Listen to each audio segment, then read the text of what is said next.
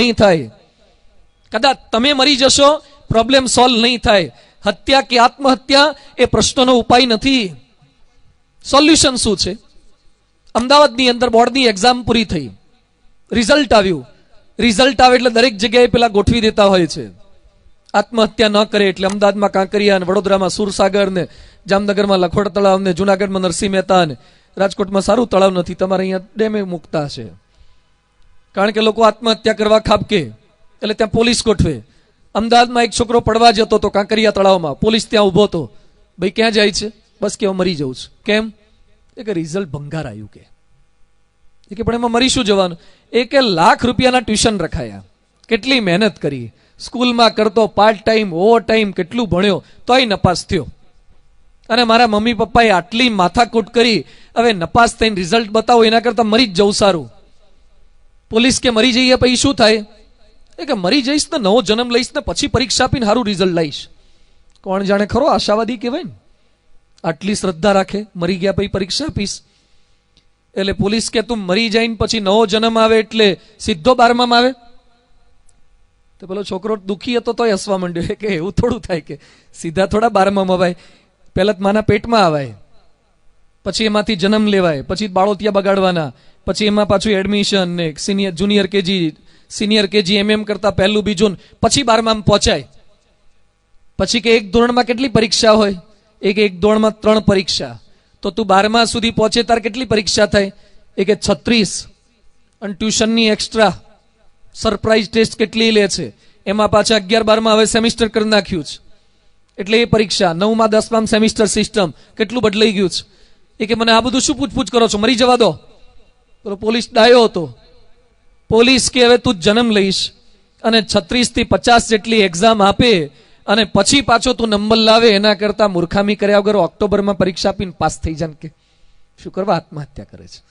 મરી જઈને નવા જન્મ ધારણ કરવા. કેટલાક લોકો શું કહે છે, કંટાળી ગયા, હવે મરી જવું છે અને નવો જન્મ છે ને બહુ સારા કામ કરશું. મરવાની વાતો કરશો જ નહીં.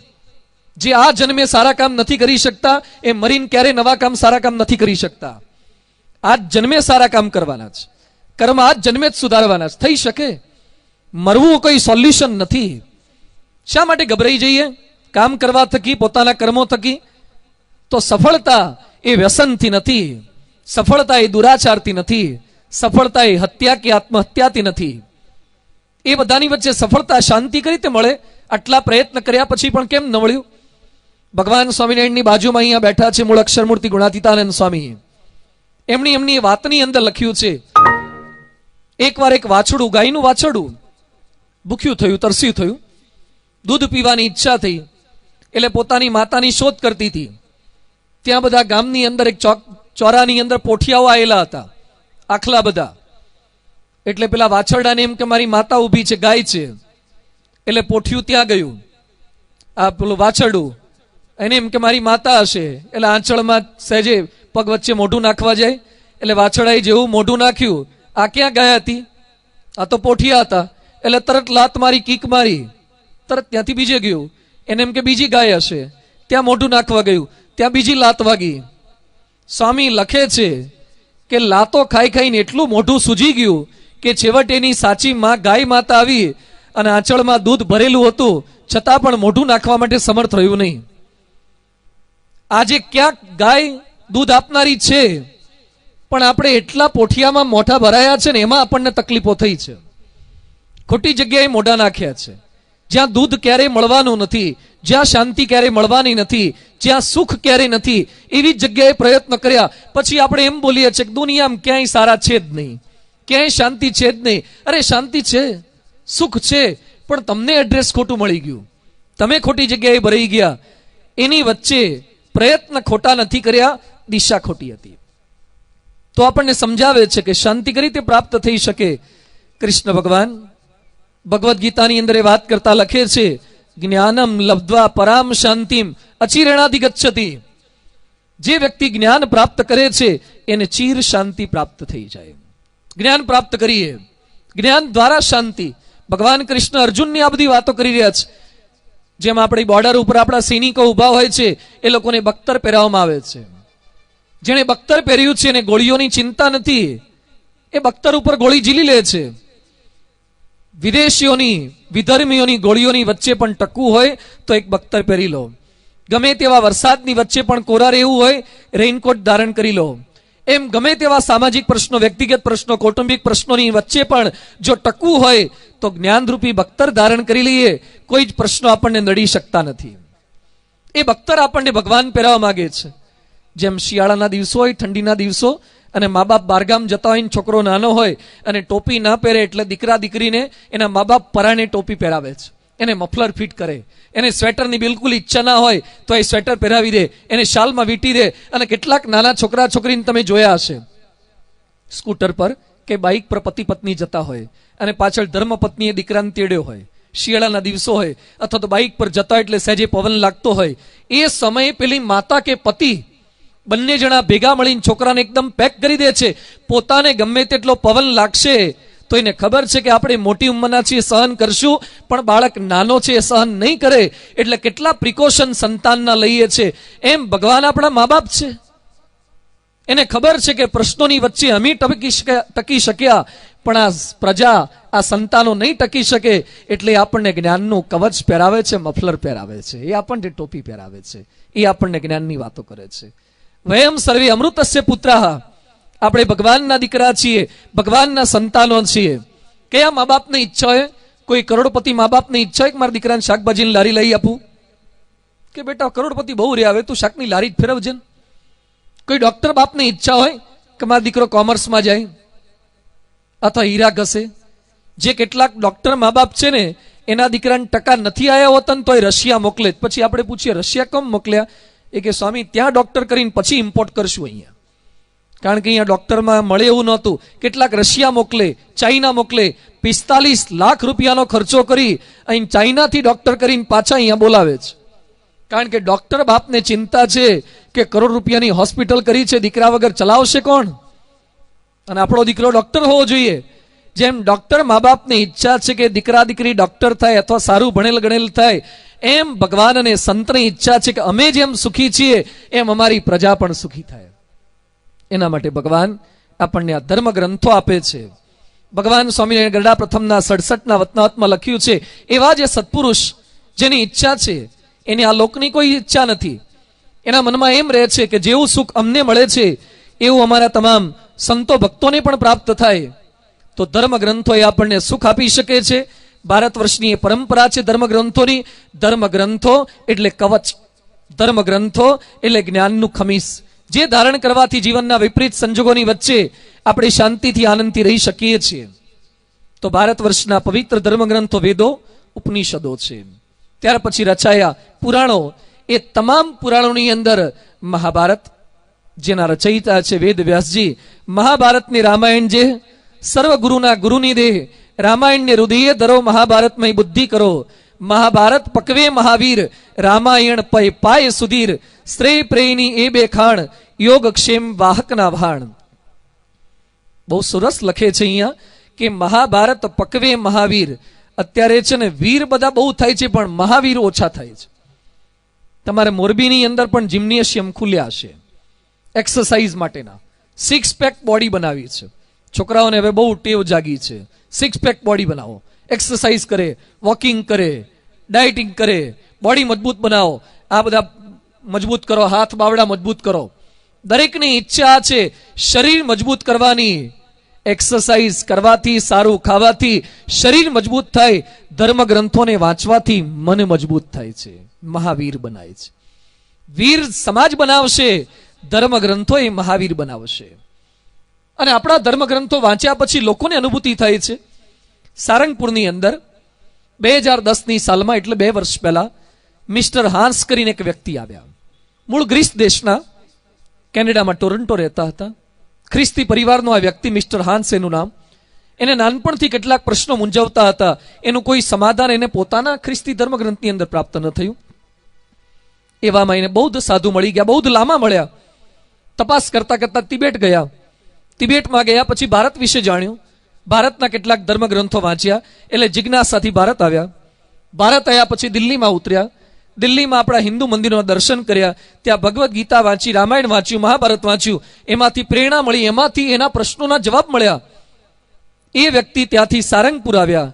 સારંગપુરમાં આપણી ગૌશાળામાં સેવા કરવા લાગ્યા, કામ કરવા લાગ્યા, ત્યાંથી અક્ષરધામની મુલાકાત લીધી, આ બધું જોયું કર્યું, અત્યંત ભાવ થયો અને એ વ્યક્તિ બોલી કે જે પ્રશ્નોના સમાધાન અમારા ધર્મગ્રંથોની અંદર નથી એ બધી જ વાતો તમારા હિન્દુ ધર્મગ્રંથોની અંદર છે. વિદેશની સંસ્કૃતિની અંદર જે શાંતિની વાતો નથી એ તમારા ભારતીય લોકો પાસે છે.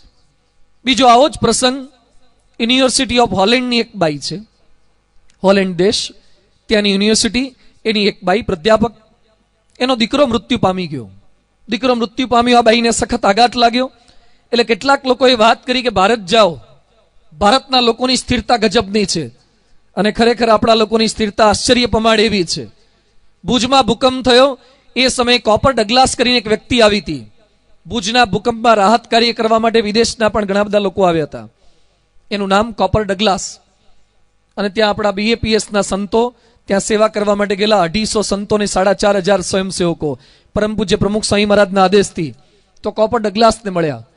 એ ભાઈએ સંતોને વાત કરી કે સ્વામીજી, મને આ બધી સેવા કરવાનો બહુ શોખ છે અને મને સેવા ખૂબ ગમે છે. અત્યાર સુધી આખા વિશ્વમાં 100 જેટલા ભૂકંપ જ્યાં કંઈ થયા છે એ 100 ભૂકંપ પછીના રાહત કાર્યમાં હું ગયો છું. 100 ભૂકંપ પછીની તારાજી મેં જોઈ છે, ઝઘડા ઝઘડી જોયા, ચોરી, લૂંટફાટ, ખૂના ખરાબી એ બધું પણ મેં જોયું છે, અરાજકતા પણ મેં જોઈ છે, મારી ખાવાની વૃત્તિ પણ મેં જોઈ છે, લોકો દુઃખી થઈ જાય, હત્યાને આત્મહત્યા કરી લે, એ બધું પણ મેં દેશ વિદેશના ભૂકંપમાં જોયું છે. પણ ભારતનો ભૂકંપ થોડો જુદો લાગે છે. સંતો કે કેમ અમારો ભુજનો ભૂકંપ જુદો લાગે છે? એ કે ભારતના લોકો સમજાતા નથી. આવડો મોટો ભૂકંપ અને ભુજમાં ને આજુબાજુના વિસ્તારમાં લાખ માણસો મૃત્યુ પામી ગયા, છતાં પણ આ ભારતના લોકોની સ્થિરતા ગજબની છે. અહીંયા કે ભૂકંપમાં માણસો મરી ગયા પછી પણ શાંતિથી ખમણ ખાઈ શકે છે. શું સ્થિર છે આ માણસો? અહીંયા એના ઘરની અંદર માણસો મૃત્યુ પામી ગયા હોય છતાં પણ બીજાના ઘરની અંદર મદદ કરવા માટે જઈ શકે છે. કયા પ્રકારની સહાનુભૂતિ છે? આ ભારતની કલ્પના ન હોય. ભારતના માણસોની સ્થિરતા એ ગજબની છે. એ તો વિશ્વના તમામ લોકો સ્વીકારે છે. આપણા દેશના લોકો પાસે જે જ્ઞાન છે એ ગજબનું છે. કદાચ ટેકનોલોજીમાં બીજા લોકો વચ્ચે અંશે થોડા ઘણા આગળ હશે, પણ આપણી ઇન્ટરનલ ટેકનોલોજી એ ખૂબ અધિક છે. એ બાઈને કેટલાક લોકોએ ભારત મોકલી. ભારત આવ્યા, ટુરિઝમ ડિપાર્ટમેન્ટમાં ગયા, ત્યાંથી પૂછ્યું કે ભાઈ ભારતની અંદર આ પ્રકારની વાતો થાય છે સ્થિરતાની, એટલે કોઈ કે એમને બનારસ મોકલ્યા. બનારસ ગયા. બનારસમાં તો બધા પંડાઓ ઘેરી વળે, બ્રાહ્મણો બધા એની બાઈની પાછળ આવ્યા. બોલો બોલો કે શું છે, શું ગાઈડ કરીએ, શું બતાવીએ? એટલે ત્યાં એમને ઘાટ બતાવ્યો, મણિકર્ણિકા ઘાટ. ઘાટ ગયા તો અગ્નિ સંસ્કાર ચાલુ હતા. કેટલાય હિન્દુ લોકો અગ્નિ સંસ્કાર થતા હતા ત્યાં. એટલે પેલી બાઈએ પૂછ્યું કે આ શું કરે છે? કારણ કે એ લોકોના કોન્સેપ્ટ તો દાટવાના છે, પરદેશીઓના. એ લોકો સળગાવતા નથી, અગ્નિ સંસ્કાર નથી કરતા. આપણા ભારતના લોકોની ફિલોસોફી ગજબની છે. આપણે અગ્નિ સંસ્કાર કરીએ છીએ હિન્દુ માન્યતા મુજબ. એટલે અગ્નિ સંસ્કાર જોયા કે આ શું કરો છો? એ કે મૃત્યુ પામે એને બાળી નાખીએ છીએ. એ કે એના શરીરને સાચવતા નથી. ના કે અમારા ત્યાં એવું સાચવવાની વાતો જ નથી. નાના કે સાચવવું પડે, કયામત કા દિન આયેગા. અને પછી બધા મળદા પાછા ઊભા થાય અને એનો હિસાબ કરીને પછી ભગવાન એને સ્વર્ગ કે નર્ક આપે. એટલે પેલો આપણો હિન્દુ કે અમારે ભગવાન આટલું લેટ કરતા નથી, તરત જ આપી દે છે. કે અમારે તો જીવતા હોય ત્યારે જ આપી દે, મરવાની વાત જ નહીં. અમારે પાછા અંદર ઊંઘાડી રાખે ને પાછા સદીઓ પછી હિસાબ કર્યું અમારે હિન્દુમાં નહીં. અમારે તો તરત જ હિસાબ આપે. એક પણ શરીર સાચવવું ના પડે, એને ફરતી પાછો દેહ ધારણ કરવાનો. નાના કે કપડાં જૂના થાય એટલે ફાડી નાખવાના, નવા કપડાં લઈ લેવાના. એ કે કપડાના શું?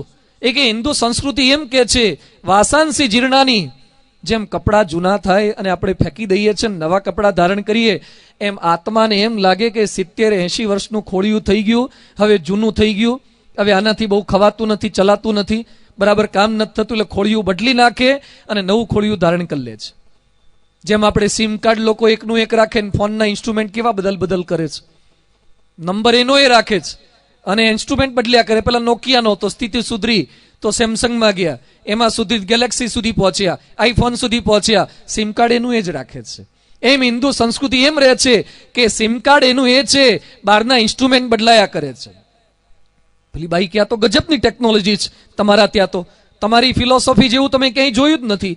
એ કે મારો દીકરો મરી ગયો તો એનું શું? એ કે તો બીજો જન્મી ગયો હોય, બીજે જન્મી ગયો હશે, કે બીજે જન્મ ધારણ કરી લે. હા કે બીજે જન્મ ધારણ કરી લે. કે મારી હિન્દુની ફિલોસોફી છે, આત્મા સતત જન્મ ધારણ કર્યા કરે, પુનર્જન્મ સતત ચાલ્યા કરે છે. જ્યાં સુધી એ બ્રહ્મરૂપ ના થાય, એકાંતિક સ્થિતિ ના થાય, ત્યાં સુધી એ ભગવાનના ધામમાં નથી જતો. નાના મોટા જન્મ સતત ધારણ કર્યા, જો વાસના હોય તો ફરીથી પાછો દેહમાં આવે. જેમ ગોંડલની અંદર આપણા એક ભક્ત હતા કડીઓ, એના ત્યાં દીકરો જન્મ્યો પણ એની માતાને ધાવતો નહોતો, સ્તનપાન નહોતો કરતો. એટલે ગોપાળાનંદ સ્વામી પાસે આવ્યા. સ્વામીને કહે છે, સ્વામી ગજબ થઈ ગયો. શું તકલીફ થઈ? એ કે ભગવાનની કૃપાથી, સંતોના આશીર્વાદથી દીકરો તો થયો, પણ દીકરો એની માને ધાવતો નથી. સ્વામી કહે છે, એનો ધાવે? એ કે કેમ નો ધાવે? દીકરો તેની મમ્મીને સ્તનપાન તો કરે. એ કે દીકરો હોય તો કરે ને. તો કોણ છે આ? એ કે તારા બાપા પાછા આયા છે. ભલા ન હોય, મારા બાપા કેમ ના મારા ત્યાં આયા? એ કે તારા બાપા દીકરો થયા. એ કે મારા બાપા શું કરવા દીકરો થાય? એ કે તારા લગ્ન કરીને તારી ઘરવાળીને લાયા, અને તારા બાપા ઢોલિયા પર બેસી રહેતા હતા, અને તારી ઘરવાળી ત્યાંથી ટાંપાટૈયા કરવા માટે ફરતી હોય, ત્યારે તારા બાપુજી તારી વહુ સામે જોયા કરતા હતા, અને મનમાં એને વિચાર આવતા હતા કે વહુ બહુ રૂપાળા છે, એને પેટ જન્મ લીધા જેવો ખરો. એકવાર વિચાર આવ્યો અને એમાંથી એને સંકલ્પ થઈ ગયો, ને એમાં ભગવાને ફળ આપ્યું છે, તે ફરતી પાછા દીકરા થયા છે. એટલે સ્તનપાન નહીં કરે, 6 મહિનામાં ધાયા વગર મૃત્યુ પામશે, અને ફરતી એની મુક્તિ થશે. આ બનેલી ઘટના છે. જો ધ્યાન ન રાખ્યું તો બાબામાંથી બાબા, બાબામાંથી બાબા, આ સાયકલ ચાલુ જ રહેશે. એટલે ધ્યાન રાખજો. આ પુનરપી જનનમ પુનરપી મરણમ, આ સતત ક્યાંય આગી પાછી વૃત્તિ રાખી, જ્યાં મન ગયું તો સતત આ જન્મ મરણનો ચક્રાઓ ચાલુ રહે છે. પેલી બાઈ ક્યાં તો ગજબની ફિલોસોફી છે. એટલે કે ભગવાનમાં મન રાખવું પડે, આ કે ભગવાનમાં મન રાખવું પડે, કે મોક્ષ થાય, આ કે મોક્ષ થાય. બર્થ એન્ડ સાયકલ આ સતત ચાલ્યા કરે છે. ગીતાની વાત કરી, બાઈને આનંદ થઈ ગયો. અંગ્રેજીમાં ભગવદ્ ગીતા વાંચી, તમામ પ્રશ્નો હલ થઈ ગયા. સંસ્કૃત વાંચવાનો પ્રારંભ કર્યો, સંસ્કૃત શીખી આ બાઈ. ગીતા વાંચી, એના આધારે ઉપનિષદ વાંચ્યા, એમાંથી પુરાણ વાંચ્યા. 350 કલાકનું વૈદિક જ્ઞાનનું રેકોર્ડિંગ કર્યું. 2001માં પાછી ત્યાં ગઈ. 7 વર્ષ પછી પાછી ભારત આવી. અત્યારે ભારતના તમામ શાસ્ત્રોનો અભ્યાસ સંસ્કૃતની અંદર એ બાઈ કરે છે. શું આપણો ભારત દેશ છે! હોલેન્ડની એક યુનિવર્સિટીની પ્રાધ્યાપિકા, જેના દીકરાનું મૃત્યુ થયા પછી જે લોકોને અભ્યાસ કર્યા પછી સોલ્યુશન નહોતા મળતા, એ ભારતના ધર્મગ્રંથોએ આપ્યા છે. પણ ઘણીવાર આપણને ખબર નથી હોતી આપણી પાસે કઈ વસ્તુ છે. અમેરિકાના બીજા એક લેખક છે એલન વોટસન, એને બહુ સરસ વાત કરી. એને એક પુસ્તક લખ્યું છે. પુસ્તકનું નામ છે ધ બુક. પુસ્તકનું નામ જ છે ધ બુક. એને બહુ સરસ વાત લખી છે કે મુસ્લિમ બાળકોને જેમ કુરાન પઢાવવાનો આગ્રહ રાખવામાં આવે છે, તેટલું હિન્દુઓ એમના બાળકોને પુરાણ વંચાવતા નથી. અને વાસ્તવિકતા છે. તમે ઇઝરાયલમાં જશો તો ઇઝરાયલનો પ્રત્યેક જ્યુઇશ પીપલ, યહૂદી લોકો, એ લોકોનું બાઇબલ કંઠસ્થ કરવામાં આવે છે. અત્યારે આખા અમેરિકાની ઇકોનોમી ચાલે છે ન્યુયોર્કથી, અને ન્યુયોર્ક ચાલે છે મેનહેટનથી, અને મેનહેટન ચાલે છે જ્યુઇશ પીપલથી.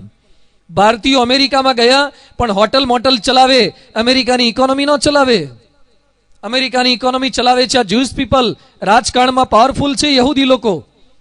એ બધાની વચ્ચે આ જ્યુઇશ પીપલ જો બાઇબલ કંઠસ્થ કરે છે. એ લોકોની ગજબની ધર્મ ભાવના છે. અમે ન્યુયોર્કમાં એક સ્ટોરમાં ગયેલા. સ્ટોરની અંદર 300 માણસો કામ કરે છે. જ્યુઇશનો સ્ટોર છે. તમામ 300 જ્યુઇશ માણસો, કોઈ બીજો ધર્મનો નહીં. તમામના માથા પર ટોપી. મુસલમાનોની ટોપી જુદા પ્રકારની, જ્યુઇશ પીપલ યહૂદીઓની ટોપી જુદા પ્રકારની. અહીંયા વાળની એક લટ રાખે છે, સ્કિન ટાઈટ એકદમ ટોપી હોય છે. અને એ લોકોને નિયમ હોય દિવસે પાછી ફ્રાઈડેના દિવસે કે સેટરડે દુકાન બંધ રાખવાની. અને દિવસ દરમિયાન પણ જ્યારે લોકોની પ્રાર્થનાનો સમય થાય બધું જ બંધ કરી દેવાનું. બાઇબલ વાંચ્યા પછી દુકાનનો પ્રારંભ કરવાનો. શું માણસોની આસ્તિકતા છે! મુસલમાનોની અંદર કુરાન કંઠસ્થ કરવામાં આવે છે. ભલે જે પ્રકારની પ્રવૃત્તિ કરતા હોય, પણ કુરાનની ભાવના ગજબની એ લોકોને દ્રઢ કરવામાં આવે છે. આને વાત કરી કે આપણા હિન્દુઓના સંતાનોને પુરાણની વાત દ્રઢ કરવામાં નથી આવતી. જાપાનની અંદર છોકરા છોકરીના લગ્ન થાય પછી, લગ્ન કર્યા પછી પરણિત યુવક યુવતીને એક બુક આપવામાં આવે છે. એને પીલો બુક કહે છે. ઓશિકાની બાજુમાં રાખવાની બુક એ પીલો બુક. પીલો બુક આપવામાં આવે છે. પરણેલા વ્યક્તિઓને પીલો બુક રાખવી જ. આને વાત કરી કે ભારતના તમામ લોકોને મારી વિનંતી છે કે જેમ ખ્રિસ્તુને બાઇબલ માટે કહે છે, મુસલમાનોને કુરાનનું કહે છે, એમ ભારતીય યુગલને લગ્ન પૂર્વે ભગવદ્ ગીતા, ઉપનિષદ, રામાયણ, ભાગવત, મહાભારત એ ધર્મગ્રંથો ભેટમાં આપવા જોઈએ. આપણે શું ભેટમાં આપે? માઇક્રો ઓવન, ફ્રીજ, પછી બાઇક આપે. કેટલાક દીકરીને બેડ આપે છે, કેટલાકને ખબર પડે કે જમાઈમાં ઠેકાણું નથી, આખી જિંદગી મહેનત કરીને મરી જશે તો પોતાનું ઘર નહીં થાય, કેટલાક સસરા ઘર લઈ આપે છે જમાઈને, કેટલાક ઘર વસઈ આપે છે, કેટલાક ઘર વખરી પણ આપે છે. આ બધું જ અપાય છે, પણ ઘરની અંદર કેમ રહેવું એના માટેનો કોઈ ધર્મગ્રંથ નથી આપી શકાતો. તો ધર્મગ્રંથ ભેટમાં આપવા, એ સલાહ આપવાની છે. તો ભારતીય સંસ્કૃતિના મા બાપ આ પ્રકારની પ્રેરણા આપે એવો ધર્મગ્રંથ એટલે મહાભારત એ ધર્મગ્રંથ છે. એ ગ્રંથની પારાયણની વાતો આજથી આપણે શરૂ કરી રહ્યા છીએ. કેટલાક લોકોએ આમાંથી અહીંયા બેઠેલામાંથી મહાભારત વાંચ્યો એવા તો ભાગ્યે જ થોડા હશે, કદાચ કેટલાક તો અડ્યા પણ નહીં હોય. કેટલાકના ઘરમાં મહાભારત હશે, અમુક લોકો મહાભારત ઘરમાં રાખતા હોય છે. એક છોકરો મને કહેતો સ્વામી અમારા ઘરમાં મહાભારત છે, તે વાંચ્યું? મને કે ના, દાદીમાં વાંચતા હોય ક્યારેક સાંભળ્યું હતું. બધું આખું? મને કે આખું નહીં, અડધું છોડી દીધું હતું. તું કેમ? એ કે મારા દાદી એમ કહેતા હતા કે જે ઘરમાં આખું પૂરું થઈ જાય ને તો ઝઘડો થાય, એ કે આખું વંચાઈ જાય ને તો ઝઘડો થાય. કોણ જાણે એવી માનીનતા હશે, ચિંતા ન કરતા, આપણે પૂરું કરશું. ઝઘડો મટાવવા માટેનું આ મહાભારત છે. મહાભારત વાંચવાથી ઝઘડા ચાલુ નથી થતા, ઝઘડા બંધ થાય છે જો સમજાય તો.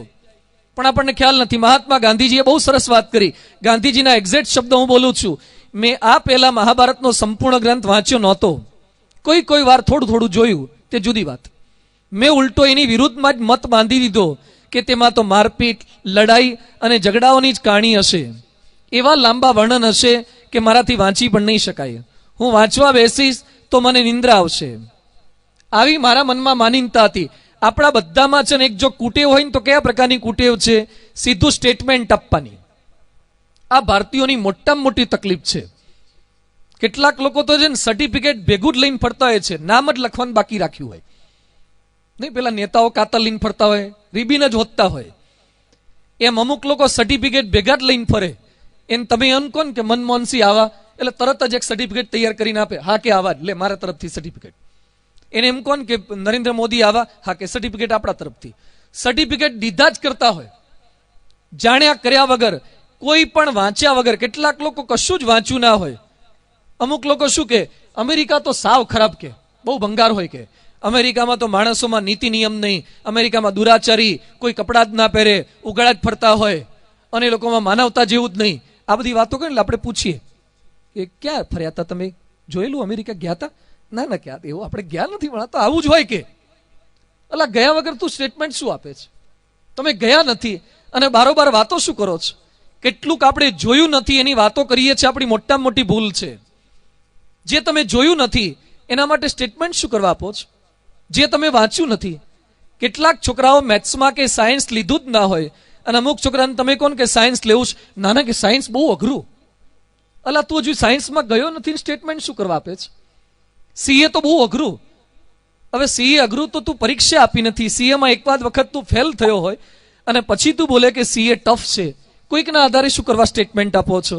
આપણી બહુ જ મોટી તકલીફ છે. જોયા, જાણ્યા, વિચાર્યા, સાંભળ્યા વગર સ્ટેટમેન્ટ આપી દેવાના, છાપાના આધારે. કેટલાક તો છાપાના આધારે સ્ટેટમેન્ટ આપે છે. હવે 3 રૂપિયાના છાપાના આધારે સ્ટેટમેન્ટ અપાતા હશે. 3 રૂપિયાનું છાપું તમને સ્ટેટમેન્ટ આપે, મજબૂર કરી દે. તમે કંઈ જોયું નથી એ વાતો તમે છાપાના આધારે વાંચી અંતરત બોલવા લાગો છો. આંખનો જેમ ભ્રમ છે, જેમ રોડ પરથી જતા હોઈએ ઉનાળામાં, ગાડીમાં બેઠા હોઈએ અને આપણને કેવું લાગે છે કે આગળ તો પાણી ભરેલું છે, થોડેક આગળ જઈને એમ લાગે કે આગળ પાણી ભરેલું છે, પણ આગળ પાણી આવે જ કે ગાડીના ટાયર પલળે છે. એ મૃગજળ છે, જાંજવાના જળ છે. એ આંખનો ભ્રમ છે. ક્યાંક કાનનો ભ્રમ થાય છે. ઘણી વાર તમે ફોન રિસીવ કરો ને તો બોલો કે આ બોલતા લાગે છે, ઓકે સોરી તમે નથી, બીજા લાગે છે. પણ કે મને એમના જેવો અવાજ લાગ્યો ને, તમે સાંભળ્યું તો છતાં પણ તમારો કાનનો ભ્રમ થાય છે ને. ક્યાંક આપણા કાન આપણને દગો દે છે, ક્યાંક આપણી આંખો આપણને દગો દે છે, ક્યાંક આપણી જીભ આપણને દગો દે છે. જીભનો ભ્રમ. કોઈક વસ્તુ ચાખ્યા પછી તમને એમ લાગે છે કે આ છે, પછી ખબર પડે કે ના તો જુદા પ્રકારની વસ્તુ છે. ક્યાંક જીભનો ભ્રમ છે. જેમ આંખનો ભ્રમ, જેમ કાનનો ભ્રમ, જેમ જીભનો ભ્રમ, એમ બુદ્ધિનો ભ્રમ છે કે કોઈ પણ વ્યક્તિને કે સંસ્થાને પૂરેપૂરી જાણ્યા વગર સ્ટેટમેન્ટ આપી દેવા. ક્યારે સ્ટેટમેન્ટ ના આપવા. એના સંપર્કમાં આવ્યા નથી, આપણી સાથે કોઈ ખરાબ બન્યો નથી. કેટલાક લોકો શું બોલે, હમણાં રાજકોટની અંદર કોઈક સ્કૂલની અંદર કે કોલેજમાં પ્રોફેસરની ખરાબ ઘટના બની. થોડાક સમય પહેલા તમે ક્યાંક ન્યૂઝમાં વાંચ્યું હશે, કોઈક પ્રોફેસરે વિદ્યાર્થીની સાથે જ અઘટિત ઘટનાઓ બધી બની, છાપામાં ખૂબ આવ્યું. લોકોએ જાણ્યું અને જેવી આ વાત સાંભળે ને એટલે લોકો સ્ટેટમેન્ટ આપવા શું માંડે, આજકાલ તો બધા જ શિક્ષકો અને પ્રોફેસરો આ જ ધંધા કરે છે. એટલે બધે જ દુકાળ પાડી દીધો તો પછી તાર છોકરા છોકરીને ભણવા ક્યાં મોકલીશ તું? શું કરવા સ્ટેટમેન્ટ આપી દો? બધા જ આવા હોય, બધા જ પ્રોફેસરો બધા જ શિક્ષકો આવા ખરાબ થઈ ગયા? બધા એવા નથી, કેટલાક ખરાબ છે. એમ બોલો કે કેટલાક ખરાબ છે, બાકીના ઘણા સારા છે. માણસો સતત આવું બોલવા લાગે. કેટલાક બિઝનેસમેન માટે બોલે આવું, ક્યાંક ડોક્ટર ખોટું કરે, નોટ ડાઉટ કેટલાક ડોક્ટર ખોટું કરે પણ છે, પણ કેટલાક શું બોલે, આજકાલ ડોક્ટરોને ક્યાં સેવા કરવી જ છે, બધા આ જ કરે છે, પાણીના પૈસા ઉતારે છે. અરે ભાઈ, ક્યાંક સારા પણ છે, અને થોડા ઘણા જે સારા છે એને લીધે આ ભારત ચાલે છે, એને લીધે આ વિશ્વ ચાલે છે. તો બધે દુકાળ ના પાડી દો. ક્યાંક કોઈકની ભૂલ થઈ, ક્યાંક કોઈક સાધુની, અમારા જેવા કોઈક સાધુની ભૂલ થઈ પણ ખરી, એટલે એના આધારે સ્ટેટમેન્ટ આપી દેવાનું કે આજકાલ બધા ખરાબ થઈ ગયા, આખો ધર્મ ખરાબ છે, આખો સંપ્રદાય ખરાબ છે. એક વ્યક્તિની ભૂલને આધારે આખું સ્ટેટમેન્ટ ના આપી દો, અથવા એક વ્યક્તિની એક ભૂલને આધારે આખા વ્યક્તિને ખરાબ નાખો. એમ કહેવાય કે વ્યક્તિની આટલી વસ્તુ ખરાબ છે, બાકી વ્યક્તિ તો સારો છે. વ્યક્તિ આખી ખરાબ નથી, એનો કંઈક દુર્ગુણ ખરાબ છે. મહાભારત વિશે અભિપ્રાય આપતા ગાંધીજી આપણને શીખવે છે કે મહાભારત મેં વાંચ્યું પણ નહોતું, પણ મારા મનની અંદર થઈ ગયું કે મહાભારત તો લાંબુ છે. મેં ઉલટો વિરુદ્ધમાં જ મત બાંધી લીધો. મારપીટ, લડાઈ, ઝઘડા ઝઘડી આ બધું હશે, પણ ખરેખર તો મહાભારત વાંચ્યા પછી લાગ્યું મહાભારતના 6000 પાનાના મોટા પોથા જોઈને હું પહેલા ગભરાઈ ગયેલો. 6000 પાના છે મહાભારતના, ગાંધીજીએ વાંચ્યું તેના. પણ મેં વાંચવું શરૂ કર્યું, અમુક ભાગ સિવાય મને એટલું બધું ગમવા લાગ્યું, એટલી લગની લાગી ગઈ. ગાંધીજી લખે છે કે મહાભારતનો આખો ધર્મ ગ્રંથ મેં યરવડા જેલની અંદર 4 મહિનામાં પૂરો કર્યો. 4 મહિનામાં આખું મહાભારત હું વાંચી ગયો. ગાંધીજી લખે છે કે મહાભારતને રત્નોની તિજોરીની ઉપમા ના અપાય, મહાભારતને રત્નોની ખાણની ઉપમા અપાય. એ રત્નોની ખાણ છે. આવું ગાંધીજી સ્ટેટમેન્ટ એ મહાભારત માટે આપે છે. એવા મહાભારત ધર્મગ્રંથની વાતો, એનો મહિમા કહેતા અહીંયા લખ્યું છે.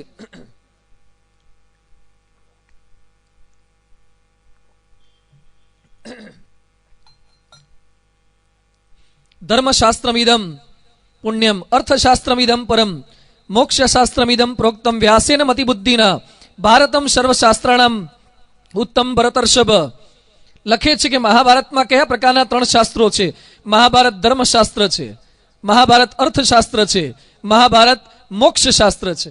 અત્યારે લોકો જેટલું કંઈ ભણે છે, શું ભણે છે? અર્થશાસ્ત્ર. કેટલાકને પૂછો શેમાં ભણો છો, તો કે સાયન્સ, કેટલાક કોમર્સ, કેટલાક આર્ટ્સમાં. કેટલાકને પૂછો તમારા હાથમાં કઈ બુક છે? Maths, physics, chemistry, SS, biology. એ બધાને એમ કેવું તેમ કહી શકાય કે દરેકના હાથની અંદર અર્થશાસ્ત્ર જ છે, અને દરેક માટે એવું કહી શકાય કે બધા જ અર્થશાસ્ત્ર જ ભણે છે. કેમ? કારણ કે સાયન્સમાં ભણે છે એ પણ પૈસા માટે, કોમર્સમાં ભણે છે એ પણ પૈસા માટે, આર્ટ્સમાં ભણે છે એ પણ લગભગ પૈસા માટે. ઘણાને પૂછીએ શું બનવું છે, નહીં આ નાના બાળકોને પૂછીએ ને શું બનવું છે, કોઈ કે ડોક્ટર, કોઈકને એન્જિનિયર. જે ડોક્ટર બનવા માંગે છે એ પણ લગભગ પૈસા માટે, જે એન્જિનિયર બનવા માંગે છે એ પણ પૈસા માટે. દરેકના મનમાં આ અપેક્ષા છે કે ઓછી મહેનતે પ્રસિદ્ધિ મળે અને વધારે પૈસા કમાવાય, એના માટે જ વિદ્યા સંપાદન કરે છે. એની વચ્ચે તમામ અર્થશાસ્ત્ર ભણે છે. મહાભારત એ મોક્ષશાસ્ત્ર છે. અર્થશાસ્ત્ર પણ શીખવાડશે અને ધર્મશાસ્ત્ર પણ શીખવાડશે. એની વાત કરતા આગળ લખે છે કે મહાભારત જે વાંચે, શરીરમ કૃતમ પ્રાપમ વાચા ચ મનસૈવ ચ. શરીર દ્વારા, મન દ્વારા જે કંઈ પાપ થયા હોય એ પાપોનો નાશ આ મહાભારત વાંચવા થકી થાય છે. એટલે મહાભારત વાંચવું, આવું કંઈક સારું વાંચવું. દિવસ દરમિયાન આપણે ઘણું વાંચીએ પણ કેવું વાંચીએ છીએ? આજે અહીંયા બેઠેલા તમામ લોકોએ છાપા વાંચ્યા હશે, કેટલાકે ભાસ્કર વાંચ્યું હશે, કોઈ ગુજરાત વાંચ્યું હશે, કોઈ સંદેશ. કેટલાક ભાસ્કર પોતે મંગાવતા હોય ને બાજુના ગલ્લાનું સંદેશ લાવતા હોય.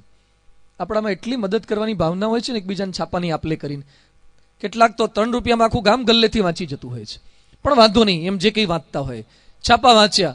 આજના છાપામાં કે આજના મેગેઝિનમાં શું સમાચાર આપણે વાંચીએ છીએ? ક્યાંક ચોરીની વાતો. જો હું તમને છાપાની કે જનરલ વાત કરું છું, જેટલું કંઈ ન્યૂઝ આપણે સાંભળીએ વાંચીએ, શું હોય છે? ક્યાંક ચોરી, ક્યાંક ભ્રષ્ટાચાર, ક્યાંક બળાત્કાર, ક્યાંક હત્યા, ક્યાંક અકસ્માત, કોકે ભાગીને લગ્ન કર્યા, કોકે છૂટાછેડા લીધા, ક્યાંક ટચુકડી જાહેર ખબર, ક્યાંક વેચવાનું છે, આપવાનું છે, ક્યાંક પાછા આવ્યા, ક્યાંક પાછા મોકલવાના છે. સતત આ જ બધી વાતો. ક્યાંક ફિલ્મની, ક્યાંક ક્રિકેટની, આઈપીએલમાં જીત્યા હાર્યા, બોલિવૂડના સ્ટારે આમ કર્યું, હોલિવૂડના સ્ટારે આમ કર્યું. આખા જ સમાચાર દુનિયામાં શું ચાલે છે એ કર્યું. આપણે શું કરવાનું છે એવી કેટલી વાતો. તમામ પાના ખોલ્યા પછી બીજા લોકોએ શું કર્યું એની વાતો, પણ મેં મારી જિંદગીમાં આટલા વર્ષો સુધી શું કર્યું ને હવે શું કરીશ એની વાતો ક્યાં મળશે? તો કંઈક એવું થોડુંક વાંચવું જેમાં આપણે શું કરવાનું છે એનું ખબર પડે. મહાભારત એ છે, આવો ધર્મગ્રંથથી આપણને પ્રેરણા આપે છે. આ ગ્રંથનો મહિમા જણાવતા તે એવું લખ્યું છે કે મહાભારતની પારાયણ સાંભળે તો એક માણસ સોનાના શિંગડાવાળી 100 ગાયો કોઈકને દાનમાં આપે એટલું દાન કર્યું કહેવાય. એટલે તમે બધા 7 દિવસમાં કેટલું દાન કર્યું કહેવાશે? હે 100 ગાયો સોનાના શિંગડાવાળી કોઈકને દાનમાં આપો એટલું દાન કર્યું કહેવાય. પારાયણ સાંભળ્યા પછી ઘણા કશું આપશે જ નહીં કે અમારે તો ઘણું દાન થઈ ગયું, ગાયો આટલી બધી આપી દીધી. પણ મહિમા આપણને સમજાવે છે કે બહુ જ મોટું કામ થાય છે. આગળ લખે છે, આ ધર્મગ્રંથ લખ્યો છે વ્યાસજી, આ ધર્મગ્રંથના રચયિતા જ. કઈ રીતે લખ્યો? 3 વર્ષે લબ્ધ કામ કૃષ્ણ દ્વૈપાયનો મુનિ. વ્યાસજીએ 3 વર્ષ સુધી જાગીને નિત્ય ઉદ્યમ કરીને ધર્મગ્રંથ લખ્યો છે. 3 વર્ષ સુધી જાગ્યા, પુરુષાર્થ કરીને મહાભારત લખ્યું છે. તપ અને નિયમ ધારણ કરીને લખ્યું છે. આજકાલ જે લેખકો લખે છે એના જીવનમાં તપ કે નિયમ નથી હોતું, લખી નાખે. જાત જાતના લેખકોને ટેવ હોય છે. અમેરિકામાં એક લેખક છે ને કેવી ટેવ છે, ટેબલ ઉપર સડેલું સફરજન રાખે અને પછી લખે છે. એક લેખકને એવી ટેવ છે કે નીચે પાણી ભરી રાખે, ગરમ પાણી, એ નીચે પગ રાખે અને પછી જે લખી શકે છે. ભારતના એક લેખિકા છે, એમને ટેવ છે કે ક્યારે લખી શકે કે સિગરેટ મોઢામાં મૂકે અને ચાલુ રાખે પછી જ સારા વિચાર આવે છે. કેટલાક લોકો દારૂ પીવે પછી જ લખે છે. પિયા બિન ચેન નો આવે. કયા પિયા? પિયા બિન ચેન ના આવે. પીધા પછી કેટલાક પારાયણ કરી શકે, પીધા પછી કેટલાક ભજન ગાઈ શકે, પીધા પછી કેટલાક લખી શકે. વ્યાસજીએ કઈ પીન નથી લખ્યું, વ્યાસજીએ પગ પાણીમાં બોળીને નથી લખ્યું, વ્યાસજીએ સિગરેટ પીન નથી લખ્યું. આજકાલ લેખકોની વાતો આવી હોય, જીવનમાં ના હોય છતાં લખે. 3 વખત લગ્ન કર્યા હોય ને પાછો બ્રહ્મચર્ય પર આર્ટિકલ લખતો હોય. 3 વખત તો લગ્ન કર્યા હોય, અલા બ્રહ્મચર્ય પર તને લખવાની તેવડ છે, તાર લખાય? એક વાક્ય ના બોલાય તારે. આવી બધી વાતો સમાજની અંદર હોય છે. કોઈ અનુભવ ના હોય છતાં લખતા હોય. મુંબઈમાં એક ભાઈએ પુસ્તક બહાર પાડ્યું છે. પુસ્તકનું નામ છે પ્રભુનો ટેલિફોન નંબર. કોણ જાણે કયા એક્સચેન્જમાંથી લઈ આવ્યા છે. સરસ નામ આપ્યું છે ને, પ્રભુનો ટેલિફોન નંબર. અને જે કઈ ડિઝિટ આવે આપણા 10 ડિઝિટ એવા નંબર, એમાં લખ્યું છે સત્ય, અહિંસા, દયા, પ્રામાણિકતા, આ બધા ડિઝિટ 10 ડિઝિટ. આખું પુસ્તક એનાથી ભરી દીધું છે. અને છેલ્લા પાના પર લખ્યું છે આ નંબર લગાવવાથી ભગવાન સાથે તમે વાત કરી શકશો. એટલે નંબર લગાવવા પ્રયત્ન કરવો. અને નીચે એક વાક્ય લખ્યું છે, જે કોઈને નંબર લાગે એને મારા નંબર પર ફોન કરવો, કારણ કે હજી સુધી મારે લાગ્યો નથી. અલા તો ભાઈ સાહેબ ખોટા રવાડે શુકરા ચડાવે છે. તને કોઈ અનુભૂતિ નથી પ્રભુના નંબરની. આ બધી વાતો કરશે, આર્ટિકલ છાપશે, પારાયણ કરશે, લેખ લખશે. જેને કોઈ અનુભૂતિ નથી એ વાતો કરી શકે છે. આપણે ભાગ્યશાળી છીએ કે વ્યાસજી એવું જીવન જીવનારા હતા. એ વ્યાસજી આ રીતે ધર્મગ્રંથ લખ્યો છે. અદ્ભુત ધર્મગ્રંથ એમાં લખ્યો. વ્યાસજીના લેખક તરીકે વ્યાસજીએ સરસ લખવાનો પ્રારંભ કર્યો, પણ લખે કોણ? એટલે મૂંઝવણ થઈ. ભગવાનને પ્રાર્થના કરી અને બ્રહ્માજીએ ગણપતિની ગોઠવણ કરી આપી. ગણપતિ જેવા કોઈ લખ્યા નહીં. ગણપતિજી આવી ગયા, પણ ગણપતિએ શરત કરી કે લખાવતા લખાવતા તમારે અટકવાનું નહીં. જેમ સ્ટેનોગ્રાફી કરતા ને ડિક્ટેશન આપે, પેલા સર બોલે ને પેલો લઈયો લખે. એટલે ગણપતિએ શરત કરી કે તમારે છે ને સ્પીડમાં બોલવાનું, હું અટકીશ નહીં, લખવાનું સતત ચાલુ રાખી. હવે વ્યાસજીને મનમાં વિચારવું પડે, શ્લોક બનાવતા વાર લાગે, થોડીક તો વાર લાગે, પણ ગણપતિની શરત આવી હતી કે હું અટકીશ નહીં, લખવાનું કન્ટિન્યુઅસ ચાલુ રહે, નહીં તો જોબ છોડીને જતો રહીશ, બીજે નોકરી હોધી લઈશ. વ્યાસજીએ બીજી શરત કરી કે હું જે કંઈ બોલું એ તમારે લખવાનું, પણ સમજાય એટલું જ લખવાનું, સમજ્યા પછી જ લખવાનું, ન સમજાય લખવાનું નહીં, અટકી જવાનું. ગણપતિ કે હા બરાબર, સમજાય પછી જ લખીશ. તે વ્યાસજી બુદ્ધિશાળી હતા. વ્યાસજી 2-5 શ્લોક સરળ બનાવે એટલે પેલા તરત લખી નાખે, અને એકાદો એવો અઘરો શ્લોક મૂકી દે એટલે ગણપતિ મૂંઝાઈ જાય, એનું ભાષાંતર કરવામાં જ અટવાઈ જાય. તે વ્યાસજી બીજા 2-5 બનાવી નાખે. આવી ગોઠવણ કરી અને વ્યાસજી આવા 8800 શ્લોકો અઘરા બનાયા. કુલ 1 લાખ શ્લોકોનો ધર્મગ્રંથ છે, એમાંથી 8800 અઘરા બનાયા. એના માટે વ્યાસજી લખે છે, અહમ વેદમી શુકો વેત્તિ સંજયો વેત્તિ વા ન વા. હું એને જાણું, કદાચ સુખદેવ જાણે અથવા સંજય જાણે કે ના જાણે, બાકી તો બીજા કોઈ જાણી જ નથી શકતા. એવા કેટલાક શ્લોકો બનાવ્યા. મહાભારત ધર્મગ્રંથ કુલ 1,00,000 શ્લોકોનો બનેલો છે. આપણે એક શ્લોક સાચો બોલી શકતા નથી, તો વાંચવા ક્યાં જવાના? સ્વામિનારાયણના હરિભક્તો પૂજા કરતા હોય છે. એમાં પૂજામાં એક શ્લોક ભગવાનને જ્યારે પધરાવીએ ને ત્યારે બોલવાનો હોય છે. એ શ્લોક એમ છે, ઉત્તિષ્ઠોત્તિષ્ઠ હે નાથ, ભગવાન આપ ઉઠો, હવે હું આપની પૂજા કરું છું. ભગવાનને જગાડવાની ભાવના. જળ કમળ છાંડી જાને બાળા, સ્વામી અમારો જાગશે, પ્રભાતિયા છે, અધમો ધારણ અવિનાશી દ્વારા. એમાં શ્લોક છે કે ભગવાન ઉઠો. એકવાર એક છોકરો પૂજા કરતો તો અમે સંતો બાજુ ઊભા હતા. ઉત્તિષ્ઠોત્તિષ્ઠ બોલવાનું હોય. છોકરો એમ બોલતો હતો, ઉઠીશ તો ઉઠીશ, ઉઠીશ તો ઉઠીશ, તો જ તને ઉઠાડીશ. હું ઉઠીશ તો તને ઉઠાડીશ, નહીં તો તને ઊંઘાડી રાખીશ. આપણા એક સંસ્કૃતના શ્લોક હરખા ન બોલાય, એની વચ્ચે 1,00,000 શ્લોક. આ પેલા લગ્નમાં બામણો બોલતા જોયા જ, વિધિ કરતા. આ તમે બધા પૈણીને બેઠા છો તો એકાદ શ્લોક બોલો તો. આ બ્રાહ્મણ તમારી આગળ કેટલા શ્લોક બોલી ગયા છે. ઘણી વાર બ્રાહ્મણને પૂછજો ને, ભાઈ આનો અર્થ શું થાય? એક અર્થ બર્થમાં ન પડો, આનું હારું જ થાય. હા, બધું હારું જ થાય. અમુક તો એકના એક શ્લોકો 10 વાર બોલી જતા હોય છે, રિપીટ જ કરતા હોય. કોને ખબર પડે છે સંસ્કૃત શ્લોક અર્થ શું? જાત જાતનું બધું સતત આવું ચાલ્યા કરતું હોય. એ બધાની વચ્ચે 1,00,000 શ્લોકો આપ ક્યારે વાંચવા જવાના? હું ક્યારે વાંચવા જવાનો? મેં લાખ નથી વાંચ્યા, તમારી આગળ કહી દઉં. પણ મહાભારતનો સાર ઘણા બધા શ્લોકો વાંચ્યા છે. એનો સાર હિન્દીમાં, ઇંગ્લિશમાં, ગુજરાતીમાં એ ભાષાંતરો વાંચ્યા છે. એના આધારે સાર આપણે કહીએ, કુલ 1,00,000 શ્લોકોનો ધર્મગ્રંથ છે. એનો સાર સમજવાનો આપણે પ્રયાસ કરીશું. આખી પારાયણ તો અત્યંત અઘરી છે. મહિના સુધી આપણી આ પારાયણ ચાલે.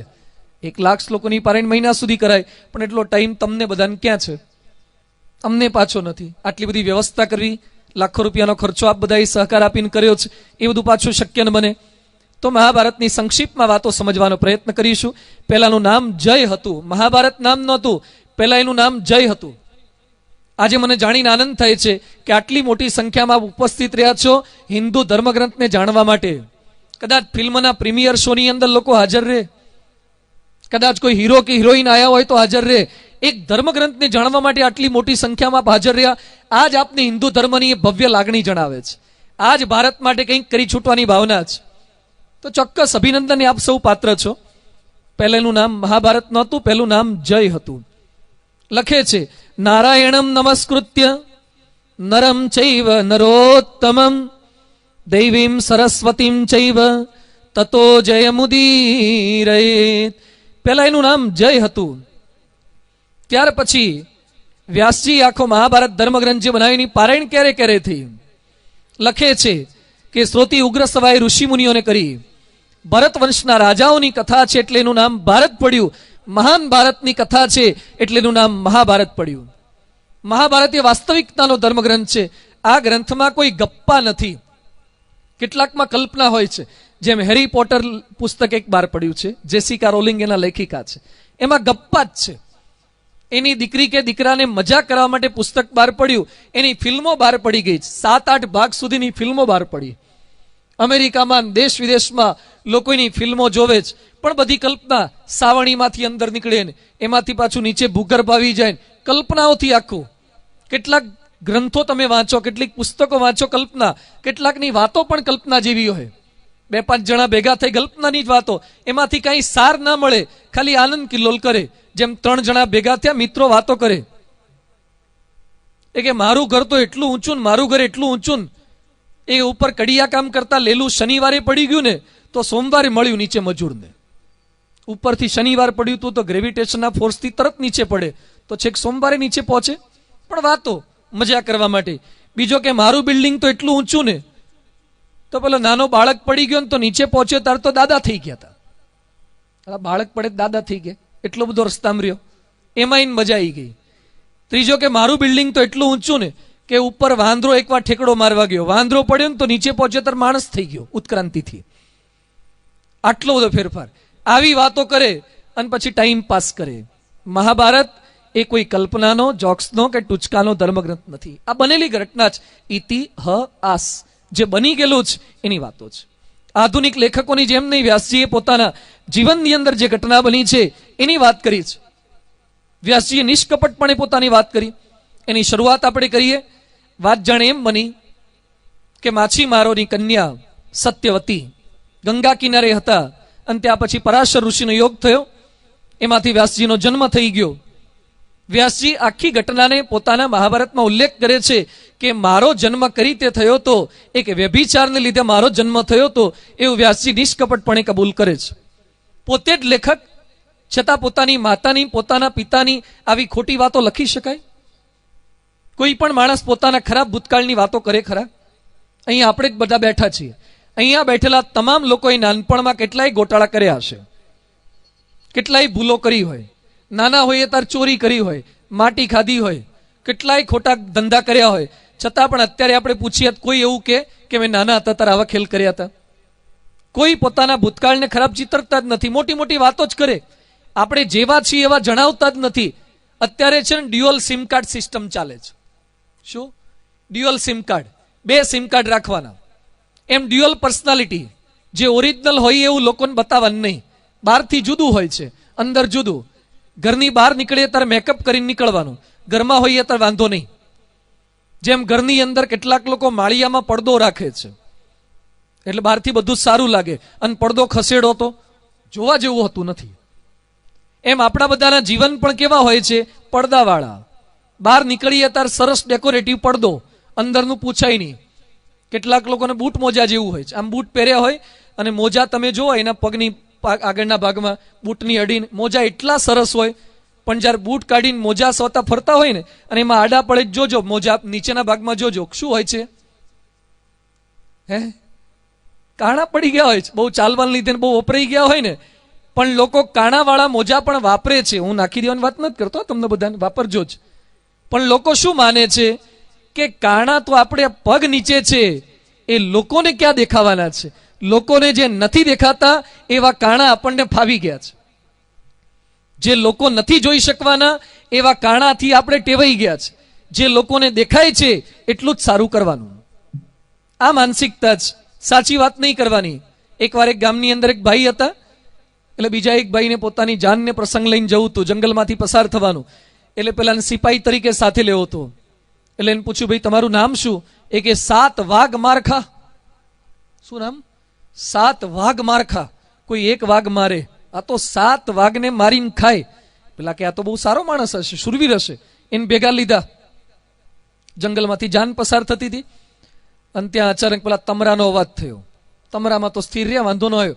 પણ અચાનક સિંહે ત્રાળ પાડી સાવજે, અને ત્યાં તો થોડાક ઢીલા થઈ ગયા, ધ્રુજવા માંડ્યા. એટલે પેલા જે યજમાન જાન લઈને જતા, ભાઈ કે તમને આમ કેમ થાય? થાય તો અમને થાય, તમે કાં ધ્રુજો? ના ના કે કાંઈ નહીં. થોડીક આગળ થયા, વધારે વાત સંભળાય, એકદમ વાઇબ્રેટિંગ મોડ પર આવી ગયા, ભાગવા માંડ્યા. એ ગાડામાં હંતાવા માંડ્યા. અરે ભાઈ તમારું નામ 7 વાઘ મારખા છે ને આમ કેમ કરો? એ કે આ નામ તો અમારા ફૂફાએ છે ને હુલામણા નામ પાડ્યા હતા. હુલામણા નામ. અમારા હાચા નામ તો મિયા ફસકુ હે. અમારા હાચા નામ તો મિયા ફસકુ હે. એમ આમ કેટલાકના નામ બહારથી બહુ શુરવીર હોય, હિંમતસિંહ, પણ વંદો જોઈને પાછા ગભરાતા હોય. આ બધી પ્રકારની માનસિકતા છે. બહારથી જુદું દેખાય, અંદર જુદું હોય છે. વ્યાસજી કશું જ સંતાડતા નથી, જે છે બતાવે છે. એવા વ્યાસજીનો જન્મ અષાઢ સુદ પૂર્ણિમાના દિવસે થયો, જેને વ્યાસ પૂર્ણિમા કહે છે, જેને ગુરુ પૂર્ણિમા તરીકે પણ કહે છે. વ્યાસજીએ 17 પુરાણ રખ્યા, જે પૈકીનું આ પુરાણ છે. ત્યાર પછી તેમણે ભાગવત પુરાણ રચ્યું, જેના આધારે એમને શાંતિ થઈ. પણ વ્યાસજી માટે એવું કહેવાય છે, વ્યાસો સિસ્ટમ જગત સર્વમ. વ્યાસજીએ જે કંઈ લખ્યું છે એનું એઠું જ આખી દુનિયા લખે છે. એના સિવાયનું કોઈ જ કશું લખી શકતું નથી. એવો મહાભારત ધર્મગ્રંથ વિશ્વના અનેક દેશોની અંદર આની કથાઓની પણ લખાણો છે. 2500 વર્ષ પહેલા ગ્રીસની અંદર પણ મહાભારતના લખાણ છે. તુર્કસ્તાનમાં છે, સુમાત્રામાં છે, કંબોડિયામાં છે, અનેક દેશોની અંદર આની બધી વાતો છે. એ મહાભારત માટે લખ્યું છે, યદિ હાસ્તિ તદ અન્યત્ર યન્ન હાસ્તિ ન તત્પચિત. જે મહાભારતમાં છે એ બીજે બધે જ જોવા મળશે, પણ જે મહાભારતમાં નથી એ બીજે ક્યાંય જ જોવા નહીં મળે. એ અદ્ભુત ધર્મગ્રંથ મહાભારત છે. કેટલાક લોકો બોલે ને કે અમારી દુકાનમાં નહીં હોય ને, એ બીજે તમને ક્યાંય નહીં મળે, અને બીજે હશે એ અમારી દુકાનમાં મળશે. અમારો માલ બીજે ક્યાંય નહીં. કેટલાક લોકો લખે ને અમારી બીજી શાખા નથી, અમારી બીજી શાખા નથી. એમ મહાભારત માટે વ્યાસજી લખે છે અમારી બીજી શાખા નથી. આ જે વાત છે બીજે નહીં મળે એવો મહાભારત અદ્ભુત ધર્મગ્રંથ છે, જેની અંદર બધી જ વાતો છે, આર્થિક, સામાજિક, શારીરિક, માનસિક બધા જ પ્રશ્નોની વાતો આ 7 દિવસ દરમિયાન આપણે કરવાના છીએ. એવી આપ સૌ પારાયણ સાંભળવા માટે આવ્યા છો. આજના પ્રથમ દિવસે કઈ રીતે આપણે પારાયણ સાંભળવાની છે, ની થોડીક વાતો આપણે સમજી લઈએ. જેમ હોસ્પિટલની અંદર આપણે એન્ટર થઈએ, સ્ટરીલાઇઝ થવું પડે છે. ઓપરેશન કરતા પહેલા ડોક્ટર સ્ટરીલાઇઝ કરેલા ગ્લોવ્સ પહેરે છે. તમે ડોક્ટરને જોયા હોય ઓપરેશન થિયેટરમાં, એ લોકો હાથ ધોઈ આવે. હાથ ધોયા પછી એના જે પાણી હોય એ નીચે નથી પાડતા, એ ઉપર નીતરાવી દે છે. પછી હાથને ઊંચા ઊંચા રાખે, ગ્લોવ્સ પહેરે છે. એ મોજા આપણે શિયાળામાં પહેરવાના ઊનના મોજા ન હોય, એ સ્પેશિયલ એનું કપડું આવે છે, સ્પેશિયલ એનું પ્લાસ્ટિક કે પ્રકારનું મટીરિયલ આવે છે. એ ગ્લોવ્સ ધારણ કરે છે. એ ગ્લોવ્સ ધારણ કર્યા પછી બીજા કોઈને અડતા નથી. શા માટે અડવાનું નહીં? કારણ કે ક્યાંક બીજે જમ્સ લાગ્યા હોય એના હાથ પર આવે, અને પછી બાયપાસ સર્જરી કે બ્રેઇનનું ઓપરેશન કરવાનું હોય, એ બહાર બેઠેલા જમ્સ એ વ્યક્તિના શરીરમાં લાગી જાય તો કઈ તકલીફ થાય. ડોક્ટર કેટલું પ્રિકોશન લે છે, એટલું જ પ્રિકોશન સામે દર્દીને પણ લેવાનું છે. તમે હોસ્પિટલમાં, મોટી હોસ્પિટલમાં એન્ટર થાવ, તમારા કપડાં કાઢી નાખી અને ઓપરેશન થિયેટરના ડ્રેસીસ પહેરાવે છે. તમે કહો ના, મને તો જીન્સ બહુ ફાવે. એટલે જીન્સ ત્યાં ના પહેરાય, ત્યાં હોસ્પિટલના કપડાં પહેરાવવા પડે, ત્યાં સ્પેશિયલ ડ્રેસીસ હોય છે. જેમ હોસ્પિટલમાં સ્ટરીલાઇઝ થવું પડે છે, એમ અહીંયા કથા સાંભળતા પહેલા સ્ટરીલાઇઝ થવું પડે છે. સ્પિરિચ્યુઅલ સ્ટરીલાઇઝેશન છે. એ પ્રકારની વાતો આપણે સૌ પણ કથા સાંભળવા માટે આવ્યા છીએ. તો કૃષ્ણ ભગવાન ગીતાની અંદર કહે છે આ કથા કોને ન સંભળાય. આપ બધા તો સાંભળવા જ આવ્યા છો, પણ થોડી કોને ન સંભળાયની વાત કૃષ્ણ ભગવાન કહે છે. ઇદમ તેન તપસ્કાય ન ભક્તાય કદાચન. જેના જીવનમાં તપ ના હોય એને આ વાંચન કોઈ દાળ કરવી જ નહીં. જે દેહ દમનમાં માનતા ના હોય, ખાલી વિષય ભોગમાં જ રાખતા હોય, ઈટ, ડ્રિંક એન્ડ મેરી. કેટલાક લોકોની ફિલોસોફી કેવી છે? ઈટ, ડ્રિંક એન્ડ મેરી. ખાઓ, પીઓ, જલસા કરો, લગ્ન કરીને મરી જાઓ. કોણે જોયું છે? ભસ્મી ભૂતસ્ય દેહસ્ય પુનરા ગમનમ કૃત યાવત જીવત સુખમ જીવેત ઋણમ કૃત્વા ઘૃતમ પીબેત. જેટલું જીવો ને એટલું જલસા કરીને જીવો અને દેવું કરીને ઘી પીવો. કોને ભરવા જવું છે? આવી કેટલાક લોકોની માનીતા હોય, જલસા કરીને મરી જાઓ, પાછળવાળાને ભરવું હશે ભરશે. આ વિપરીત માનસિકતા છે. એ નહીં. આવા લોકો કથા સાંભળવાની કોઈ લાયક નથી. જે શારીરિક દમન કરી શકતા હોય તપ દ્વારા, એવા લોકો કથા સાંભળી શકે. કેટલાક લોકો તમે કથા સાંભળવાય ને તારે ઘણા બોલતા હશે, ક્યાં જાઓ છો? એ કે કથા સાંભળવા. એટલે કેટલાક હસશે, કથા આપણે કથા સાંભળાય, એટલે જલસા કરી લે, તારે શું ખોટ છે? અને આ મોટી ઉંમરે આ જ કરવાનું છે ને, જાણે મોટી ઉંમરવાળા બધા આ જ કરતા હોય એમ. એ કે મોટી ઉંમરે આ કરાય, અત્યારે જલસા કરો. ત્યારે તમે એમ કહો ને કે પછી ભાઈ ભગવાનના ધામમાં જવાય. એ કે કોઈ ગયેલા પાછા આયા? તને SMS કર્યો કોઈએ? તને બધી વાતો કરી? આવી જે વિપરીત માનસિકતા છે એવા લોકો કથા સાંભળવાને લાયક નથી, એ વાત કરે છે. બીજું કહે છે જે દૈહિક સ્થિરતા નથી રાખી શકતા, દેહ દમન નથી, એ પણ લાયક નથી. કેટલાક પારાયણમાં આવશે. ઘણા લોકોને અમારા હરીશમણ સ્વામી, મંગલ પ્રકાશ સ્વામી આમંત્રણ આપે ને ત્યારે કેટલાક જવાબ શું આપે છે કે સ્વામીજી આવશું, હાજરી આપી જઈશું, મોઢું બતાવી જઈશું. નહીં, તમારે એક સામટા 2-3 જણાના લગ્ન હોય ત્યારે ઘણા શું કહે છે, અહીંયા હાજરી આપી આવશું. અહીંયા હાજરી આપવા નથી આવવાનું, અહીંયા અંદરનો ફેરફાર કરવા માટે આવવાનું છે. ખાલી સ્કૂલમાં હાજરી આપીને જતું રહેવાથી, તમારી હાજરી પૂરીને ઘરે જતા રહો, એમાં ટકા ના આવે. ત્યાં બેસીને સાંભળવાથી, એને એપ્લાય કરવાથી ટકા આવે છે. એમ આવી કથા વાર્તા એ રીતે દેહ દમન સાથે સાંભળવાની છે. બીજું કહે છે જેના જીવનમાં મનનું દમન નથી, મનનું દમન થોડું કરવાનું છે. અહીંયા બેઠા છીએ, બીજા વિચાર બંધ કરવા. અમારે અભયસિંહ બાપુ હતા લોધિકાના, કથા સાંભળવા બેઠા હતા, અને કથા સાંભળવા બેઠા બેઠા બીજા વિચારો ચાલુ થઈ ગયા. કારણ કે અત્યારે નવરાશ છે, ઉનાળાના દિવસો છે, પવન જો આવતો હોય, ઠંડો પવન લાગે, અને એમાં સારા વિચારો ચાલુ થઈ જાય. ઘણી વાર જોજો તમે ભગવાનની પૂજા કરવા બેસો ને ત્યાં જ નવા પ્લાનિંગ સારા થઈ જાય. એટલે પૂજાની અંદર જગતના વિચાર આપણને બહુ જ આયા કરે. એમ અહીંયા બેઠા છીએ, બીજા વિચાર બંધ કરવા. ગુણાતીતાનંદ સ્વામી અભયસિંહને જોયા એટલે સ્વામી કહે છે, બાપુ અહીંયા બેઠા બેઠા લોધિકાનું કામ નહીં થાય ને એનું નહીં થાય, એટલે એક જ કામ કરો. એમ અહીંયા બેઠા બેઠા સિરામિક્સના વિચાર ન કરવા, અહીંયા બેઠા બેઠા ઘડિયાળના વિચાર ન કરવા. મનથી પણ અહીંયા કેટલાક શરીરથી હાજર હોય, પણ મન છે ને આપણું બહુ ભયાનક છે. મન છે ને મંજી કાકા છે. શું છે? મંજી કાકા. એ બહુ હોશિયાર છે.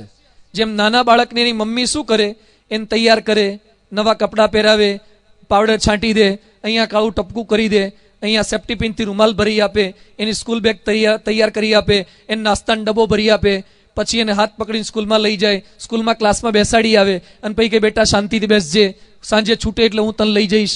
અને 5 વાગે છૂટવાનો ટાઈમ થઈ જાય એટલે મમ્મી બહાર ઊભી હોય, દરવાજાની બહાર છોકરો નીકળે એટલે છોકરાને પકડીને પાછી ઘેર લઈ જઈને રમાડીને હુડાઈ દે, ખવડાવી પડે. એમ આપણા મનજી કાકા છે ને મમ્મી જેવા છે. એ શું કરશે, રોજ સાંજે તમને 8:30 વાગે કથાનો ટાઈમ થઈને તૈયાર કરાવશે. ચાલો કે મહાભારતની કથાનો ટાઈમ થયો, તૈયાર થઈ જાઓ, કથાનો ટાઈમ થયો, ગાડી ઓન કરો, ગાડી લઈને અહીંયા આવશે, આ કે આ સમયના ગેટની બાજુમાં છે, આ ગેટની અંદર એન્ટર કરાવશે, એમ કહેશે કથા સાંભળીને પૂરું થાય ત્યારે મને કહેજે, હું બહાર ઊભો હોઈશ. અને આપણને અંદર બેસાડી જશે, આપણે બેસી રહીશું અને કે હું બહાર આંટા ફેરા કરું છું. અને જેવા બહાર નીકળીએ ને મન કે ચાલો તાર હું આવી જાઉં છું, અને મન પાછું આવી જશે. આપણું મન આવું છે, ભૂત જેવું છે. ઘણા લોકોને ભૂત વળગે ને એટલે સારંગપુર કઢાવા જાય, પેલા હનુમાનજીમાં કષ્ટભંજન દેવને ભૂત કઢાવા જાય. એક ભાઈ મારી પાસે આયા, મને કે સ્વામી આ ઘરવાળાને ભૂત વળગ્યું છે. હું જઈ આવો, ત્યાં હનુમાનજી છે, આમ તો વળગે જ નહીં, પણ છતાં તમારે વળગ્યું છે તો હવે કઢાઈ આવો. મને કે ત્યાં જઈએ તાર જતું રહે છે, પાછું ઘરે આવીને તાર આવી જાય છે. આજકાલના ભૂત હરા હોશિયાર થઈ ગયા છે. ત્યાં જઈને જતું રહે કેમ થાય છે? એ કે ત્યાં જેવા જઈએ ને તાર પેલો બાવો ધૂણાવડાવે છે, આમ ચાબુક ફટકારે, તાર બોલતું જ નથી કશું. કારણ કે ભૂતને ખબર છે કે આ દરવાજાની અંદર થઈએ ને તો આપણને તકલીફ બહુ પડે છે, ભૂત બહાર બેહી રહે છે. અને પછી એમ કે છે કે તમે અંદર જતા રહો અને પૂરું થાય એટલે બહાર આવજો, એટલે પાછું હું અંદર આવી જઈશ. એટલે અમુક ભૂત એવા એક્સપર્ટ થઈ ગયા છે ને હારા, એટલે બહાર બેઠા જ રહે. એમ મન છે ને ભૂત જેવું છે, એ આપણા શરીરને અહીંયા મૂકી જશે, બાકી એ કથા સાંભળવા ના આવે તો કામ ના થાય. મન સાથે આવીએ, મનને ઇન્વોલ્વ કરીને કથા સાંભળીએ તો કામ થાય. બીજું કહે છે ન ઇદમ અભક્ત કાય, જેના જીવનમાં ભક્તિ નથી એને આ કથા વાર્તા કામ નથી કામ લાગતી. સ્નેહો ભક્તિ સે માધવે મન ગુણ ગાવત પુલક શરીરા. રામાયણમાં લખ્યું છે મમ ગુણ ગાવત પુલક શરીરા ગદ ગદ ગીરા નયન બહનીરા. મારી કથા વાર્તા કોને લાભ થાય? કે જે સાંભળ્યા થકી જેનું હૃદય પુલકિત થઈ જાય, જે ગદગદ કંઠે થઈ જાય, એ કથા વાર્તા લાભ કરી શકે છે. ઘણાને ફેરફાર જ ન થાય. એકવાર આવી એક કથા હતી, ગામની અંદર આવી પારેણ બેસાડી, તે પેલા મોટાની ભેગા છોકરાઓ તૈયાર થઈ ગયા. એટલે પેલા બાબા કે છોકરાઓ તમે ન આવતા કથામાં? કે દાદા કે અમે કેમ ન આવીએ? એ કે પેલા બાપજી આયા છે, સાધુ આયા છે, બધી હારી હારી વાતો કરે, ત્યાગની વૈરાગ્યની વાતો કરે, અને તમને બહુ લાગી જાય અને તમે પછી આ સંસાર છોડીને ત્યાગી થઈ જાવ તો તમારા હૈયા કોમળ હોય એટલે પેલા સાધુની વાતો બેસી જાય તો તમે જતા રહો તો પેલા છોકરા કે દાદા તમે આવો છો તમને ન લાગે? ના કે અમે તો હૈયા વજ્રના કરીને બેસીએ, કે અમે છે ને બુલેટ પ્રૂફ જાકીટ પહેરીને બેસીએ એટલે અમને અડે જ નહીં. અમે બાપજીની વાતો બાપજીને જ આપીને આવીએ, રિબાઉન્સ જ થાય. સારું છે કે આવા કોઈ વડીલો આવતા નથી. એવું નહીં, આમ સાંભળી આપણને અંદર આનંદ થવો જોઈએ. રામનગરના નવાબ થઈ ગયા, રાજા હતા, નવાબ હતા, બહુ સારું શાસન કરતા. એના ગળામાં ગાંઠ થઈ ગયેલી, ગળામાં ગાંઠ થઈ એટલે પ્રોબ્લેમ થઈ ગયો. કેટલી દવા કરી, સર્જનને બતાવ્યા, ફિઝિયોથેરાપિસ્ટ ને બધી એક્સરસાઇઝ કરી, કોઈ રીતે ગાંઠ મટે નહીં. બિચારા બહુ હેરાન પરેશાન થઈ ગયા. એક વૈદ હતા, લીલાધર વૈદ એનું નામ. વૈદને કીધું ભાઈ તકલીફ થઈ છે, ગળામાં ગાંઠ છે, કોઈ રીતે મટતી નથી. વૈદ કે આમાં કોઈ સર્જરી નહીં, કોઈ એન્ડોસ્કોપી નહીં, લેપ્રોસ્કોપી નહીં, કશું જ કરવાની જરૂરિયાત નથી.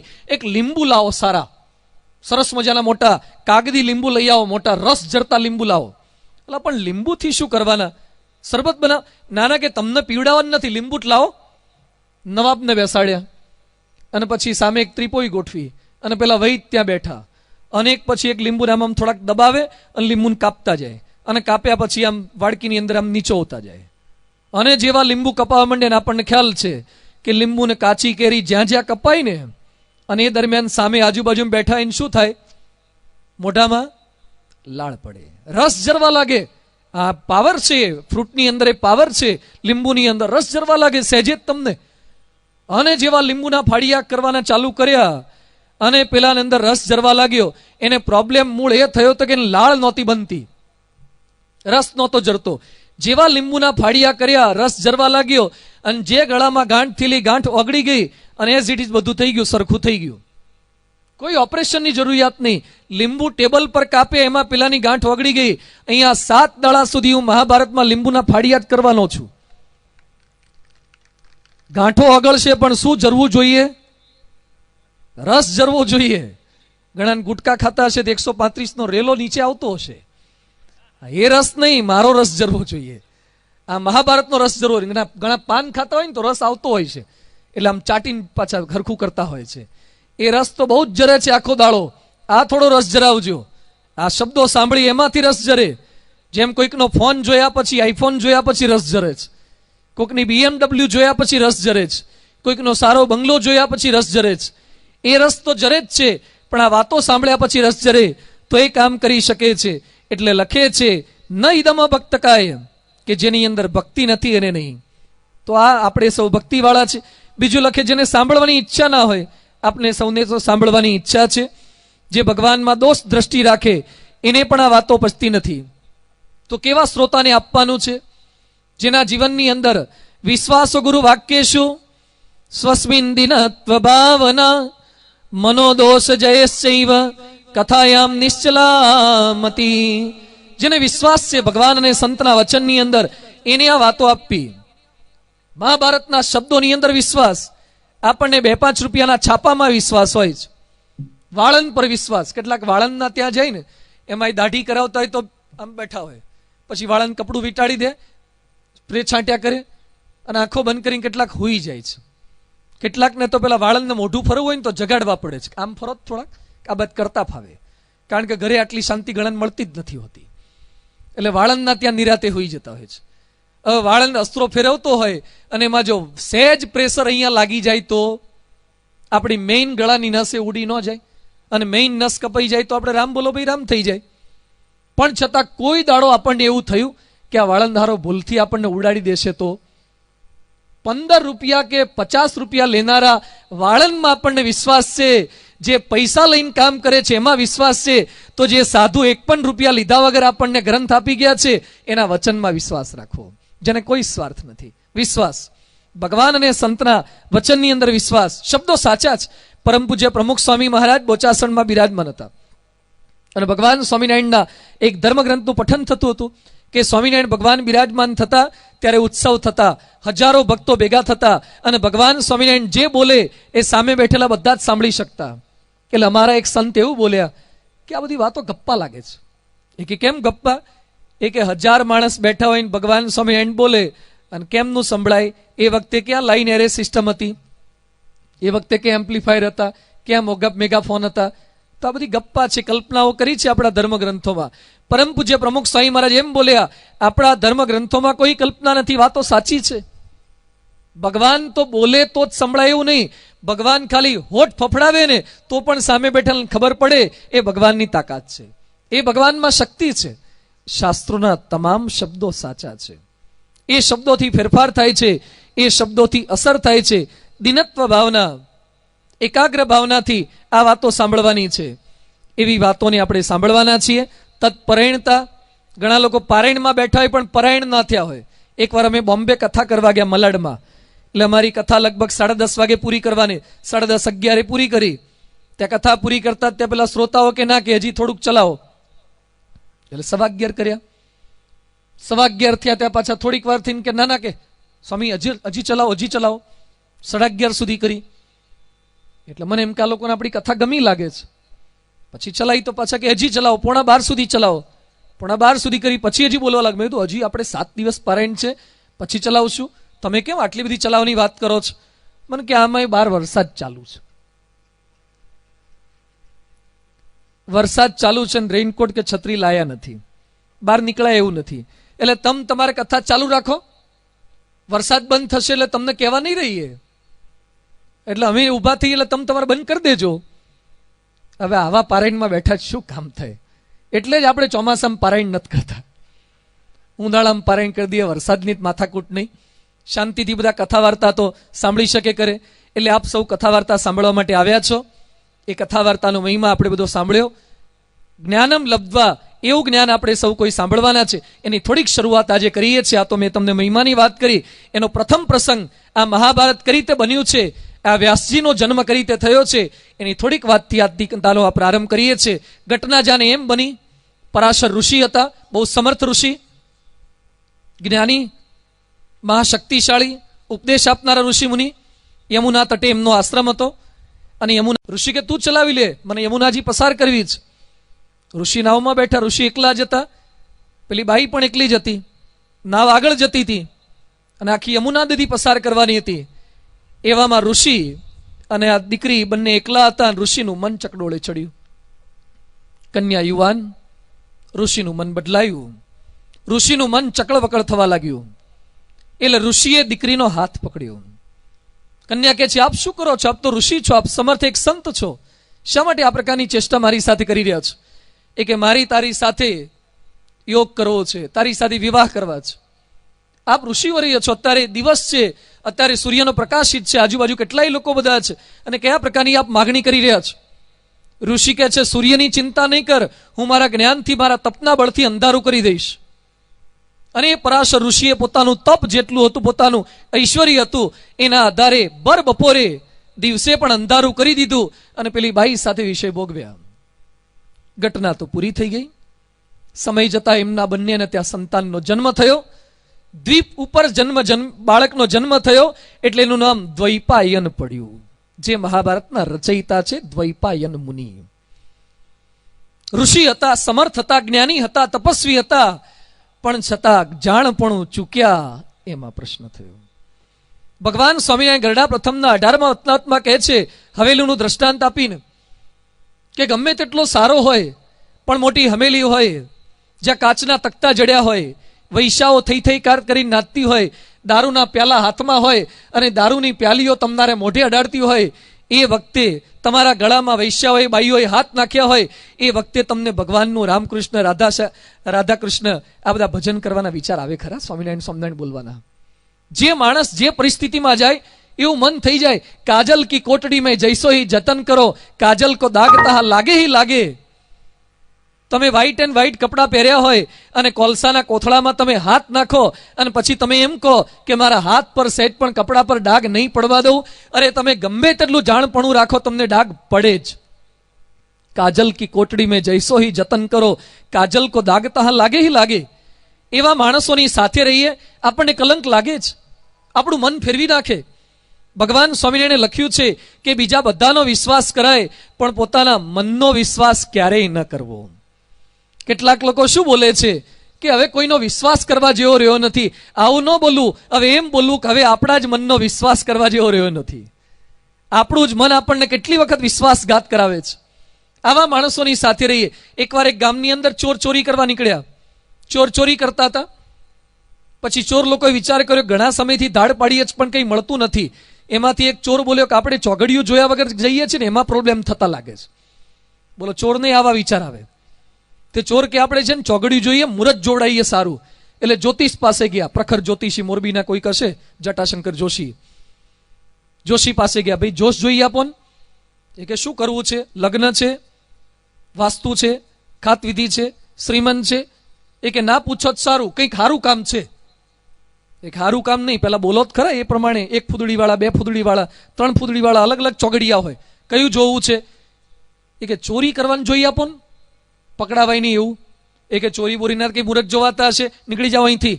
બ્રાહ્મણ હતા, આવું કઈ ખોટા મુહૂર્ત હું જોતો જ નથી. પેલા ચોર લોકો કે ભાઈ માની જાઓ, તમારે ક્યાં ચોરી કરવાની, અમે કરવાના છીએ. એ કે નાના, ચોરીના મુહૂર્ત નથી જોતો, નીકળી જાવ અહીંથી. એ કે મહારાજ સમજો, જે કંઈ અમને મળશે એમાંથી 10મો ભાગ તમારો, તમને આપશું. તમે આખો દાડો આ ટીપણા ફેરવીને થાકી જાઓ તો કેટલા રૂપિયા ભેગા થાય, આમાંથી 10% મળશે. બ્રાહ્મણ કે વાંધો નહીં, જોઈ આપીએ છીએ. બોલો, 10% મળ્યા ને તો તરત મુહૂર્ત સારું મળી ગયું. મુહૂર્ત જોઈ આપ્યું. એ કે આ દિવસે જજો, અમાસનો દિવસ સારો છે, અંધારું હોય અને એ દિવસે ચોરી કરજો. ચોર લોકો ચોરી કરવા ગયા અને સરસ માલ મળ્યો, 10મો ભાગ આપ્યો. પછી કહેવાય બીજું જોઈ આપો આ બાકીના 15 દિવસમાં. મહાત્મા કે નહીં, કે ના ચાલે, મારે જોવું નથી, અમને આ પોસાતું નથી, કે મોંઘવારી ઘણી છે, 10મો જ આપો છો, 20 સુધી કરો તો જોવું. તો બોલો 20% કર્યો. પછી સારું મુહૂર્ત જોઈ આપ્યું. 2-3 વખત આવું ચાલ્યું, મહાત્માએ ના પાડી દીધી. મહાત્મા કે હું તમને મુહૂર્ત જોઈ આપું, તમે ચોરી કરવા જાઓ, એમાંથી 30% મને આપો, એના કરતા મુહૂર્ત જોઈને હું જ ન ચાલુ કરું. તે બોલો જ્યોતિષે ચોરી ચાલુ કરી દીધી. પેલા બિચારા કંઈ જ નહોતા કરતા, બહુ જ સારા હતા, પણ આવા ચોર લોકોના સંપર્કમાં આવ્યા, એમાં પ્રશ્ન થઈ ગયો. તમે કેવા માણસ સાથે રહો છો ને એ તમને પ્રશ્ન કરી શકે છે. એવા માણસ સાથે રહેવું પણ નહીં. પરમ પૂજ્ય પ્રમુખ સ્વામી મહારાજ પાસે સ્વામીજી અમેરિકા પધારેલા અને કેટલાક યુવકો સાથે હતા વિચરણમાં. એવામાં લાસ વેગાસ શહેરની અંદર સ્વામીજી હતા, નજીકમાં લોસ એન્જલસ સાઈડ. એટલે યુવકો કે સ્વામીજી અહીંયા લાસ વેગાસ બાજુમાં છે. સ્વામી કે ત્યાં શું હોય? એ કે બાપા ત્યાં લાઇટિંગ બહુ સારી હોય. સ્વામી કે લાઇટિંગ હોય? કેમ લાઇટિંગ કરે છે? જુગારખાનું જ. આખા વર્લ્ડમાં મેક્ઝિમમ જુગાર જો કોઈ શહેરમાં રમાતો હોય ઇટ્સ ઇન લાસ વેગાસ. આ બાજુ કેલિફોર્નિયા સાઈડ, નેવાડા સાઈડ છે. Sin city of the world. વિશ્વનું મેક્ઝિમમ પાપનું કારખાનું હોય તો એ લાસ વેગાસમાં છે. પોતાની ચાર્ટર્ડ ફ્લાઇટ લઈને લોકો ત્યાંના આરબના શેઠિયાઓ બધા જુગાર રમવા માટે ત્યાં આવે છે. એટલે છોકરાઓ કે સ્વામી અમે જોઈ આવીએ, લાઇટિંગ બહુ સારી હોય. સ્વામી કે લાઇટિંગ જોવા જશો ને તમારી લાઇટ જતી રહેશે. એ કે ના ના બાપા, અમે લાઇટિંગ જોઈને આવશું, જુગાર નહીં રમીએ. ગયા, જોવા માટે જ ગયા હતા અને પરિસ્થિતિ એવી બની કે તપાસ કરતા ખબર પડી થોડુંક રમીને આવ્યા. સ્વામીજી કે રમવા નહોતા ગયા. આ વાતાવરણ એવું જ, જેમ તમે ડીજે સાઉન્ડ સિસ્ટમ ત્યાં ચાલુ હોય, લાઈન એરે ગોઠવી હોય અને નવરાત્રિમાં ભાઈ ભાઈ ચાલુ હોય અને તમારે પગ ન હલાવવા હોય ને તો ભાઈ ભાઈ થઈ જ જાય. અને સનેડામાં ઠેકડા મારતા હોય ને ત્યાં તમને 2 ઘડી એકાદ ફરકલી મારવાનું મન થાય જ. સાઉન્ડનો એક પ્રભાવ છે, વાતાવરણનો એક પ્રભાવ છે. એમ આ લોકો ખાલી જોવા ગયા હતા, એમાં કરીને આવ્યા. કેટલાક પાનના ગલ્લે પહેલા ઊભા જ હોય છે, એમ કરતા બેસતા થઈ જાય છે. શરૂઆત ઊભા રહેવાથી થાય, પછી બેસવાથી થઈ જાય છે. એમ એવા માણસોના સંગમાં રહીએ, ફેરફાર થઈ જાય. કેટલાક શું કહે છે? મને કાંઈ ન થાય. ઘણા છે ને છાતી ઠોકીને કે મને કાંઈ ન થાય. એવું બહુ અતિ વિશ્વાસમાં ન રહેવું. ટાઇટેનિકનું નામ સાંભળ્યું હશે. ટાઇટેનિકની ફિલ્મ બની છે અને અહીંયા પણ ફિલ્મ રિલીઝ થયેલી છે, કેટલાક જોઈ હશે, હિન્દી ડબિંગ પણ થયું છે. એ ટાઇટેનિક છે ને આધારે ફિલ્મ બની છે. ટાઇટેનિક તો એક બોટ હતી, આજથી લગભગ 100 વર્ષ પહેલા થઈ ગયું. ટાઇટેનિક માટે એમ કહેવાય છે it was unsinkable, it was unbreakable. જે ક્યારે ડૂબે નહીં એવી હતી, જે ક્યારે તૂટે નહીં એવી હતી. અને બ્રિટનની અંદર વિશ્વના સૌથી પૈસાદાર માણસો એમાં બેઠા. ફર્સ્ટ વોયેજ, પહેલી જ મુસાફરીમાં બેઠા. યાન ખૂબ સુખ શાંતિથી જતું હતું. અંદર દારૂની પાર્ટીઓ ચાલી હતી જેના ઉપર લખ્યું હતું અનસિંકેબલ, અનબ્રેકેબલ ટાઇટેનિક. અને મીડિયામાં કવરેજ બધું સરસ આવ્યું હતું. અને ત્યાં જ રાત્રે બધા જલસા કરતા હતા અને કેપ્ટનથી થોડું ઘણું ધ્યાન ન રહ્યું અને અચાનક હિમશિલા સાથે, જે અંદર હતી બહાર તો દેખાતી જ નહોતી, એની સાથે અથડાઈ ગઈ. એક નાનકડી તિરાડ પડી અને ધીમે ધીમે કરતા અંદર પાણી ઘૂસવા લાગ્યું. લગભગ 1200-1400 માણસો મુસાફરી કરતા હતા. થોડાક માણસોને બાદ કરતા તમામ પૈસાદારો બધા જ ડૂબી ગયા. જે અનસિંકેબલ કહેવાતી હતી એ ડૂબી ગઈ, જે અનબ્રેકેબલ કહેવાતી હતી એ તૂટી ગઈ. એમ ક્યારે આપણી જાત માટે એવું ન કહેવું કે મને કોઈ બગાડી ન શકે, આપણને પણ બગાડી શકે. એવા માણસોના સંગમાં રહીએ, બગડી જવાય. એટલે અહીંયા પરાશર ઋષિ તો સારા જ હતા પણ કુસંગ કરી બેઠા. મહાભારતનો પ્રારંભ જે કહે છે કે બને તો સત્સંગ કરજો પણ ક્યારે કુસંગ તો કરતા જ નહીં. એવા માણસોની સાથે ન બેસવું. એક વાતાવરણનો પ્રભાવ છે. આજે આપણે સૌ 7 દિવસ સુધી અહીંયા બેસવાના છીએ, અસર થાય. જેમ તમે ઊંઝાના બજારમાંથી પસાર થાઓ, માર્કેટિંગ યાર્ડમાંથી, તમે 1 રૂપિયાનું વરિયાળી કે જીરું ના લો ને અને તમારી ગાડીના ગ્લાસ બંધ હોય તો પણ તમારી અંદર વરિયાળું જીરુંની સુગંધ આવી જાય. એક માર્કેટનો પ્રભાવ છે. માર્કેટ તમારી ગાડીમાં વરિયાળી જીરુંની ભેટ આપીને જાય છે. તો 7 દાડા સુધી અમારી ભેગા કથા સાંભળશો તો અહીંનો પ્રભાવ કેમ ના અડે? શબ્દ લાગે એ અડે, ફેરફાર થાય છે, અડી શકે છે.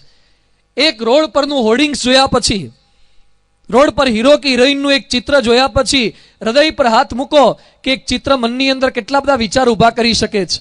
એક નિર્જીવ વસ્તુ જો આપણા મનની અંદર વિચારો ઊભા કરી શકે, એક ફોટો, એક કાગળિયું આપણી અંદર જો વિચાર ઊભા કરી શકે તો સજીવ એવા સાધુની વાતો, મહાભારતની વાતો કેમ આપણી અંદર પોઝિટિવ અસર ના કરી શકે? અસર કરે. મહાભારત એવો ધર્મગ્રંથ છે, પરાશરના અને આ મત્સ્યગંધાના યોગથી એનો જન્મ થઈ ગયો છે.